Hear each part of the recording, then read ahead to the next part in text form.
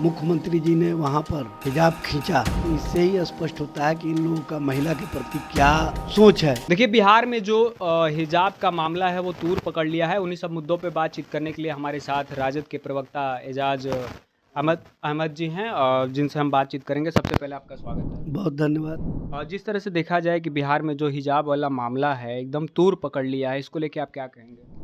देखिए, तूल का मामला नहीं है। जी। महिला के साथ किए गए दुर्व्यवहार, महिला को अपमानित करना, और जिस तरह से मुख्यमंत्री जी ने वहाँ पर जी।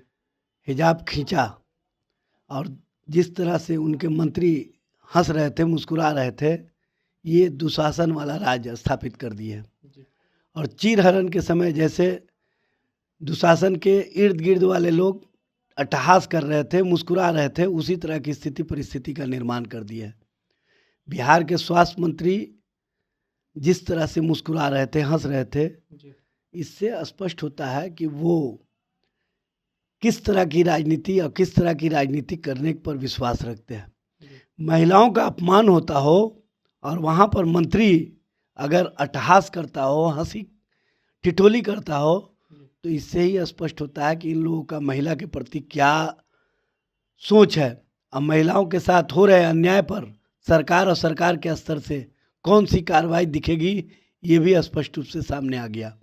लेकिन देखा जाए तो कहीं ना कहीं महिलाओं को लेकर नीतीश कुमार बड़ी सजग रहते हैं। उनको आरक्षण सबसे ज़्यादा दिए हैं। भाई, महिला के प्रति इतना सजग हैं कि अब तो महिला का वो दुपट्टा छीन लेते हैं, उनको माला पहना देते हैं, उनका हिजाब छीन लेते हैं। इतना सजगता अगर मुख्यमंत्री जी के स्तर से होगा तो महिला की सुरक्षा की जगह जो मुजफ्फरपुर शेल्टर होम जैसी घटनाएं हैं वो तेज़ी से बढ़ेगी, और इसको बढ़ाने में कहीं ना कहीं सरकार के लोगों की भूमिका होगी।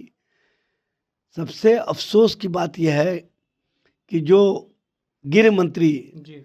सम्राट चौधरी जी कहते थे महिला सुरक्षा के प्रति हम गंभीर हैं, महिलाओं के साथ जो छेड़खानी करेगा, महिलाओं के साथ जो दुर्व्यवहार करेगा, महिलाओं के साथ जब अपमानजनक भाषा इस्तेमाल करेगा, उसकी जगह जेल की सलाखें होंगी। लेकिन अफसोस की बात है कि इनका एंटी रोमियो स्क्वाड कहाँ था। उसको तो तुरंत एक्शन में आना चाहिए था कि महिला का अपमान हो रहा था, वो भी गृह मंत्री के सामने। गृह मंत्री जी चुप्पी साधे रहे। नहीं, वहाँ पे एक वीडियो निकल के आया जिसमें वो रोकने का प्रयास कर रहे हैं। रोकने का गृह मामला मंत्री नहीं है, मामला नहीं है। जब इस तरह की कार्रवाई हो गई तो एफआईआर क्यों नहीं दर्ज करवाए? एफआईआर दर्ज करवाने से क्यों डर रहे हैं?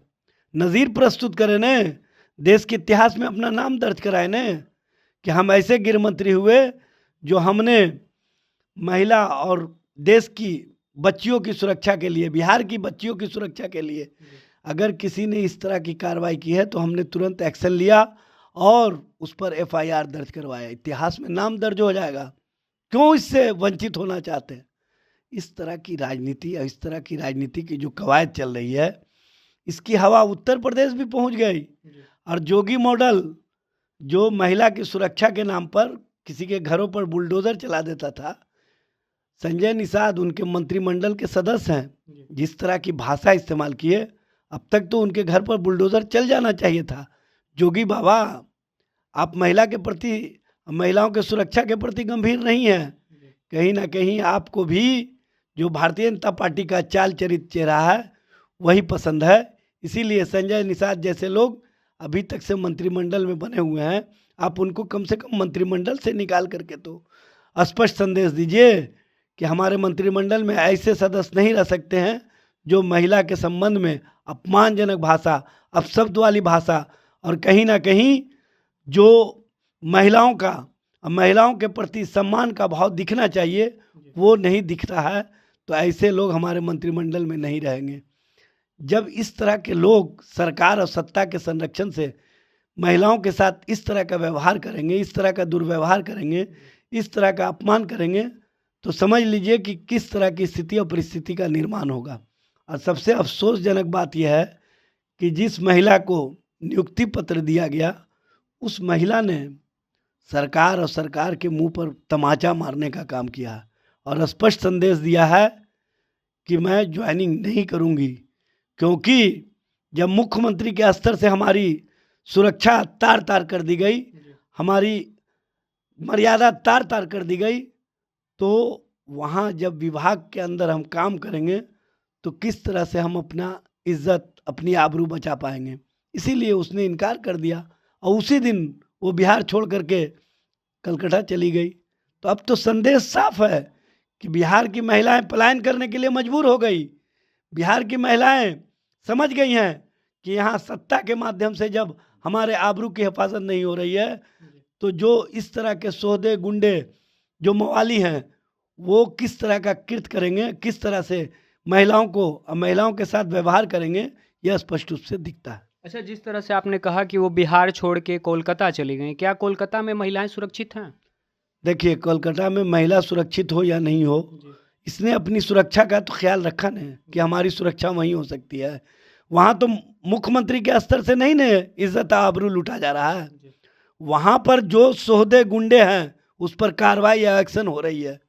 यहाँ की तरह नहीं। हाँ, मीडिया अप्रोच ज़रूर बनाता है, मीडिया कहीं ना कहीं इसको डिबेट का विषय ज़रूर बनाता है, लेकिन वही मीडिया जब नीतीश कुमार ऐसा कृत्य किए हैं तो उनके पक्ष में खड़ा हो गया है कि ये पिता और पुत्री जैसा कहीं ना कहीं रिश्ता है। तो मैं उन मीडिया के या जो नीतीश के समर्थन में जो लोग खड़े हैं उनसे कहना चाहूँगा कि आप अपनी बेटी को उसी तरह से नीतीश जी के सामने खड़ा करके उसी तरह का कृत्य करवा करके अट्टहास लगाइए, तब मैं मानूंगा कि हाँ, आप में सही में महिलाओं की गरिमा के प्रति सोच स्पष्ट है। आप दूसरे की बेटी, दूसरे की बहन, दूसरे की पत्नी के इज्जत से खिलवाड़ होता हो तो आप कहीं ना कहीं जो इज्जत के साथ खेलने वाला है उसके पक्ष में खड़े हो जाते हो। और जहाँ पर मीडिया ट्रायल नहीं चलाना चाहिए वहाँ मीडिया ट्रायल चला करके आप राजनीति करते हो। तो ऐसी मीडिया और ऐसी सोच वाले लोग जब इस भारत में रहेंगे तो बेटियां सुरक्षित नहीं रह सकती है। क्यों इस तरह का निर्भया के मामले को लेकर के सड़कों पर लोग उतरने का काम किए थे? क्या ये निर्भया से अच्छा काम हुआ है? क्या निर्भया से भी बदतर काम हुआ है? वहाँ पर तो निर्भया को किसी गुंडे ने इस तरह का हरकत किया था, यहाँ पर तो मुख्यमंत्री के स्तर से इस तरह का काम हुआ। समझने की आवश्यकता है। और इस पर अगर सरकार के स्तर से माफ़ी नहीं मांगी गई, मुख्यमंत्री के स्तर से माफ़ी नहीं मांगी गई, तो इसका मतलब है कि बेटियों के प्रति एनडीए और भारतीय जनता पार्टी जनता दल यूथ संवेदनशील नहीं है। एक आखिरी सवाल होगा, कहीं ना कहीं मुख्यमंत्री नीतीश कुमार जो हैं उनको पाकिस्तान से भी धमकियां मिली हैं, इसको लेके क्या? देखिए, इस पर पुलिस वाले का काम है, पुलिस वाला देखेगा। इसमें हम लोगों का इन्वेस्टिगेशन की आवश्यकता नहीं है। पुलिस का जो काम है पुलिस करे और सरकार का जो काम है सरकार करे। कम से कम महिलाओं की आबरू तो बचा करके रखे। तो साफ तौर पे आपने सुना, हमारे साथ बातचीत करने के लिए आरजेडी प्रवक्ता थे। उन्होंने किस तरह से कहा कि महिलाओं की इज्जत का सवाल है।